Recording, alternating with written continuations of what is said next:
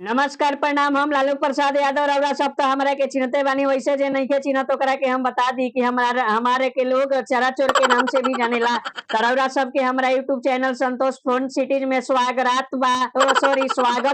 तो चलिए आज रउरा सब के बीच में हम बहुत ही मजेदार फनी वीडियो लेकर आइल बानी, जेकरा के सुन के रउरा सब एकदम लोटपोट हो जाई। तो रउरा हमारा चैनल पर नया बानी तो प्लीज सब्सक्राइब कर दी, ताकि जब हम हंसी मजाक वाला वीडियो लेकर आई तो रउरा सब के सबसे पहले पहुंची। तो चलिए आज हम रउरा सबके बहुत ही मजेदार जोगिरा सुना रहल बानी। एक तरफ है चांद पर इंसानों के पाव, एक तरफ है चांद पर इंसानों के पाव, और इधर अंधेर में सदियों से है नाव।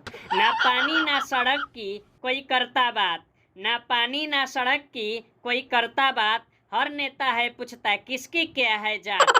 बाप दरोगा हो गए, बाप दरोगा हो गए, बेटे है रंगदार। बाप दरोगा हो गए, बेटे है रंगदार। माँ दुखियारी रो रही है हो बेबस लाचार। जब चाहा तब रात को पलक झपकते भोर, जब चाहा तब रात को पलक झपकते भोर। क्या रखा है गांव में चलो शहर की ओर।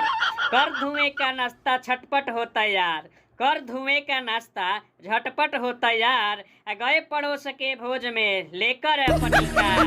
आंगन मेरे गांव का, आंगन मेरे गांव का शहरी फ्लैट से 20, आंगन मेरे गांव का शहरी फ्लैट से 20। तिलक बराबर हो गई पहली क्लास की फीस। घर की मुर्गी दाल है, घर की मुर्गी दाल है ऐसी अपनी सोच, घर की मुर्गी दाल है ऐसी अपनी सोच। 100 करोड़ के देश में रखे विदेश कोच। दिल्ली आकर खो गए, दिल्ली आकर खो गए शब्द भावना गीत, दिल्ली आकर खो गए शब्द भावना गीत। त्योहारों पर कभी कभी याद आए मनमीत। सब्सक्राइब करें।